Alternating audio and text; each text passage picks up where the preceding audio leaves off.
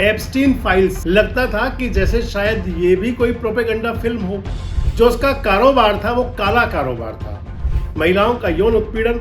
और उससे आगे बढ़ करके एप्स्टीन ने किशोरियों को, यानी कि जो नाबालिग बच्चियां होती हैं, कहा जा रहा है कि जितने डॉक्यूमेंट्स थे वो सभी सार्वजनिक नहीं किए गए, उसका 10-15% ही सार्वजनिक हुआ है। पीछे जो बताया जाता है, जो कारण था एप्स्टीन फाइल्स को लेकर के, ये दावा किया जा रहा था कि उसमें भारत के पावरफुल लोगों के भी नाम है। धुरंधर नेता जिनके पास है तजुर्बा, आज के नेता जिन्हें करके दिखाना है, कल के नेता जिनके हाथ है भविष्य की राजनीति। देश रोजाना करेगा राजनेताओं के साथ कल, आज और कल की बात। द सियासतनामा में हर शनिवार शाम 8 बजे।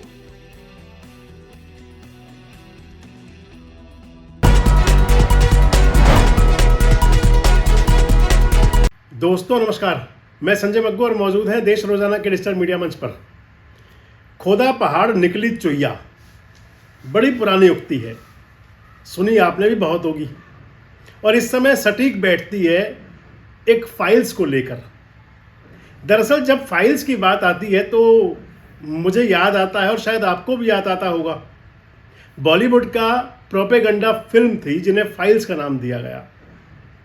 जिनको रास आ रही थी उन्होंने उसका खूब प्रचार प्रसार भी किया, और वो प्रोपेगेंडा फिल्म थी, आप समझ लें, कश्मीर फाइल्स थी, केरला फाइल्स थी, बंगाल फाइल्स थी, और जोधपुर फाइल्स तक आकर के वो अब रुक गई। जब वो कश्मीर फाइल्स आई थी तो उसने खूब पैसा बटोरा था। उसकी जो कमाई हुई थी फिल्म निर्माताओं की, जितना उन्होंने जीवन में नहीं कमाया था, कश्मीर फाइल्स से कमाया। केरल फाइल्स आते आते थम गई, और जोधपुर फाइल्स जब आई तो वो औंधे मुंह गिरी, फ्लॉप हो गई बिल्कुल। ऐसा ही चल रहा था और उसकी बड़ी चर्चाएं थी। एप्स्टीन फाइल्स लगता था कि जैसे शायद ये भी कोई प्रोपेगेंडा फिल्म हो, पर ये प्रोपेगेंडा फिल्म तो नहीं, लेकिन प्रोपेगेंडा जरूर था। जैसे जो बॉलीवुड फाइल्स फिल्में थी, वो जो रास आ रही थी उसका जिस प्रकार प्रचार प्रसार हो रहा था, ऐसे ही एप्स्टीन फाइल्स का भी बड़ा पूरा प्रचार प्रसार हो रहा था। 19 दिसंबर को उन फाइल्स को सार्वजनिक किया जाना था। इस वीडियो में आपसे मैं सारी बात करूंगा, और क्या हश्र हुआ और क्या उम्मीदें थी भारत के अंदर, खासकर उन लोगों को जो सियासी रूप से आज की सरकार को कहीं सोचते हैं कि आज गई या कल गई। दरअसल एप्स्टीन अमेरिका का एक निवासी रहा है, अमेरिका का मूल निवासी। पूरा नाम था जेफरी एप्स्टीन। जो उसका कारोबार था वो काला कारोबार था, गंदा काम जिसे कह सकते हैं आप। एप्स्टीन ने अमेरिका के अंदर जो उसका साम्राज्य कह सकते हैं, जो साम्राज्य बनाया था, वो बिल्कुल एक प्रकार से कहें तो अनैतिकता और असामाजिकता की जमी पर पनपा और बड़ा था। जिस प्रकार से अपने आप को आर्थिक रूप से मजबूत करने के लिए लोग किसी हद तक चले जाते हैं, या कहीं कोई पद पाने के लिए, सत्ता के नज़दीक जाने के लिए कोई किसी हद तक गिर सकता है, तो एप्स्टीन उन्हीं प्रकार का एक किरदार था। एप्स्टीन का एक जो मुख्य उद्देश्य था, आप आज तक जितनी आपने उनकी वीडियोस देखी होंगी, मैं आपसे शेयर आज जो कर रहा हूं पहली वीडियो, एप्स्टीन का जो मुख्य काम था वो ये था कि किसी भी प्रकार से ये केन प्रकरण सत्ता के अंदर अपनी बहुत बड़ी खनक, बहुत बड़ी धमक और आर्थिक रूप से खुद को मजबूत कर लेना। और इसके लिए जो उसने सहारा लिया उसे गंदा रास्ता, गंदा काम कह सकते हैं। महिलाओं का यौन उत्पीड़न, और उससे आगे बढ़ करके एप्स्टीन ने किशोरियों को, यानी कि जो नाबालिग बच्चियां होती हैं, उनके सहारे अपने साम्राज्य को बड़ा करने का प्रयास किया था और बड़ा किया था। इस काले धंधे में एप्स्टीन ने दुनिया के तमाम ताकतवर लोगों को, बहुत बड़े बड़े लोगों को अपने जाल में फंसाया, और फिर उसके बाद में उनकी, क्योंकि जिस प्रकार से पिक्चरें, फोटोज और वायरल हो रही हैं, उनकी डिटेल्स, कुछ चैट्स डिटेल वायरल हो रही हैं, तो स्पष्ट है कि एप्स्टीन ने किसी भी प्रकार से उनको अपने चंगुल में फंसा करके देश के ही नहीं, केवल अमेरिका के नहीं, बल्कि विश्व के बड़े ताकतवर लोगों को अपने जाल में फंसा करके उनके साथ नैतिक अनैतिक संबंध बनवा करके और अपना अनैतिक कारोबार को और बड़ा करना, ये मुख्य काम उसका आप समझ सकते हैं। एप्स्टीन को पहले एक बार 1-1.5 महीने की जेल हुई थी और उसके बाद जब उसको दूसरी बार अदालत की तरफ से जेल में भेजा गया तो फिर वहीं उसकी मौत हो गई थी। संदेहास्पद मौत रही, कहीं उसको सुसाइड का नाम कहा जाता है, सुसाइड हुआ, तो कहीं समझा जा सकता है कि उसकी जो मौत थी वो हत्या थी। एप्स्टीन को मरे हुए अब 6 साल हो चुके हैं और अब जो बातें चर्चा में शुरू हुई, जिन बातों पर एक तरह से कहें तो पूरा विश्व की राजनीति के अंदर हलचल मची, उसके पीछे बड़ा पहलू था कि कुछ जो विदेशी मीडिया है उसने एप्स्टीन के काले कारनामों को लगातार उजागर करने का काम जारी रखा था।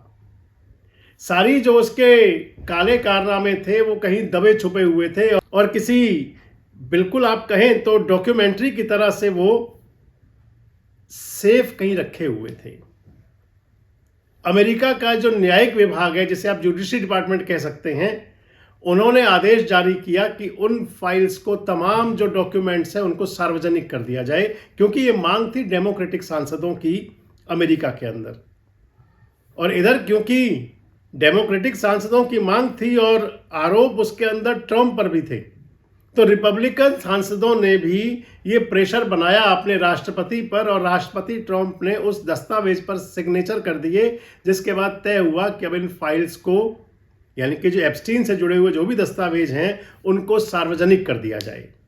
अब जब यानी कि 19 तारीख की जो इंडियन समय था, 20 तारीख का सुबह का, लगभग सुबह 3 बजे का, 2:30-3 बजे का, उस समय अमेरिका से इन दस्तावेज को, यानी कि फाइल्स को सार्वजनिक किया गया। हालांकि अब भी सवाल हैं, कहा जा रहा है कि जितने डॉक्यूमेंट्स थे वो सभी सार्वजनिक नहीं किए गए, उसका 10-15% ही सार्वजनिक हुआ है। बड़ी चर्चा और बड़ी बहस का विषय ये भी हो सकता है। लेकिन जो मैंने आपको शुरू कहा था, खोदा पहाड़ निकली चुईया, इस मसले को लेकर, एप्स्टीन फाइल्स को लेकर के भारत में तमाम सियासत थी। अगर आप सोशल मीडिया में देखें तो आपको कई साक्षात्कार मिल जाएंगे, कई बातचीत मिल जाएंगी। देश के एक बड़े नेता हैं सुब्रमण्यम स्वामी जी की। सुब्रमण्यम स्वामी ने कई साक्षात्कार में और कई जगह कहा, और उनके बाद कई पॉलिटिशियंस ने, कई नेताओं ने, महाराष्ट्र के पूर्व मुख्यमंत्री जो कांग्रेस के नेता हैं, उन्होंने भी दावा कर दिया कि 19 दिसंबर को भारत में बदलाव आ जाएगा। उसके पीछे जो बताया जाता है, जो कारण था, एप्स्टीन फाइल्स को लेकर के ये दावा किया जा रहा था कि उसमें भारत के पावरफुल लोगों के भी नाम हैं, भारत के सियासतदानों के भी नाम हैं, भारत के उद्योगपतियों के भी नाम हैं। बताया जा रहा था कि नौकरशाही से लेकर के, व्यापारी उद्योगपति से लेकर के और देश के बड़े राजनेताओं के नाम उसके अंदर हैं। और इसी को लेकर के तमाम दावे किए जा रहे थे कि 19 तारीख को मोदी सरकार हिल जाएगी, 19 तारीख को सरकार संकट में आ जाएगी, मोदी की विदाई हो जाएगी, देश की सरकार गिर जाएगी, भारत में बड़ा राजनीतिक तहलका मच जाएगा, जाने क्या क्या सब कुछ था। लेकिन जो दस्तावेज अब जारी हुए एप्स्टीन फाइल्स के, उन दस्तावेज के अंदर भारत का कहीं कोई जिक्र नहीं है, ना भारत के किसी नेता का, ना भारत के किसी ब्यूरोक्रेट्स का, ना किसी अधिकारी का, ना किसी बड़े पॉलिटिशियन का, ना किसी छोटे आदमी का, यानी कि कोई नाम उसके अंदर अभी, इस जितने दस्तावेज अभी तक जो सामने आए हैं उनमें कहीं कोई नाम नहीं है। इसलिए मैंने कहा था कि खोदा पहाड़ निकली चुईया। जिन लोगों के नाम है उनके अंदर सबसे बड़ा नाम तो क्लिंटन का है, बिल क्लिंटन का। प्रिंस का नाम है, प्रिंस एंड्रयू का नाम है उसके अंदर। ट्रंप की फोटोज भी उसके अंदर कुछ हैं। यानी कि विदेशी जो ताकतें हैं, और खासकर अमेरिका की राजनीति के लिए तो जरूर वहां पर क्वेश्चन मार्क है अब। लेकिन जो हसीन ख्वाब संजोए हुए थे लोग भारत को लेकर के, कि इससे मोदी की सरकार, मोदी की सत्ता जो है वो संकट में आ जाएगी, वो सब पर अब एक तरह से कहें तो बड़ा विराम लग गया। और इसके साथ ही एक बात दोस्तों और जरूर होगी कि जब इस प्रकार की बातें चलती हैं और अगर कहीं वो इतने बेसिर पैर की बातें हुआ करती हैं, तो फिर भविष्य में वो सब ना हो, उस पर रोक कैसे लगे। क्योंकि आधा सच जो होता है वो झूठ से भी ज़्यादा खतरनाक हुआ करता है। आधा सत्य जो परोसा जाता है वो अगर ना बताया जाए तो ज़्यादा बेहतर रहेगा।